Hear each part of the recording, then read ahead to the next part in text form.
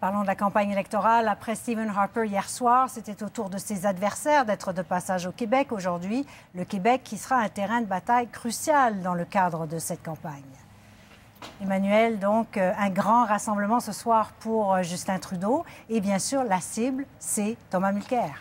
Oui, il faut dire que c'est la première fois que le chef libéral venait au Québec depuis le déclenchement de la campagne électorale. Et donc, il y avait quelques 600 militants qui l'attendaient, qui avaient bien hâte de l'entendre. Les libéraux qui doivent absolument faire des gains au Québec s'ils espèrent gagner cette course. Mais en même temps, si les attaques de Justin Trudeau contre le 50 plus 1 de M. Mulcair portent au Canada anglais, ça risque pas de l'aider au Québec à court terme.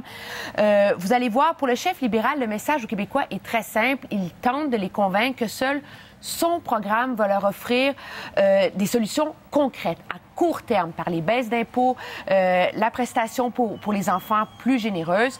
Lui qui qualifie le programme de son adversaire néo-démocrate comme un mirage. Écoutez-le. Qu'offrons-nous aux Québécois? Un plan qui va permettre la croissance économique, qui va créer des emplois et qui va mettre de l'argent dans les poches des Québécois. Qu'offre Tom Mulcair? Une augmentation du salaire minimum que vous ne toucherez pas, un programme de garderie qui est moins bon que ce que vous avez déjà. Oui, justement, Thomas Mulcair, lui, était aussi de passage à Montréal. Il lançait son autobiographie, un projet de longue date, mais qui, évidemment, a un caractère éminemment politique. Là. Oui, c'est clairement une arme de plus dans l'arsenal stratégique du NPD dans cette campagne électorale. Vous savez, le NPD fait campagne sur le changement. Pour ça, il faut inspirer les gens. Donc, projeter une nouvelle image de M. Mulcair comme un homme qui se bat pour les bonnes raisons, qui a le courage de ses convictions, etc. Ça, c'est essentiel au Canada anglais où il est peu connu, mais ça porte aussi pour le Québec.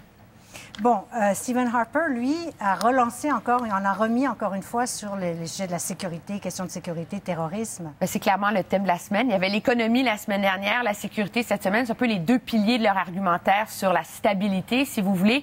Et surtout, on voit les conservateurs faire des annonces potentiellement controversées pour un peu forcer leurs adversaires à les dénoncer. Et après ça, se donner les moyens de les attaquer comme s'ils étaient de s'auto-manufacturer des munitions contre leurs adversaires dans ce dossier-là.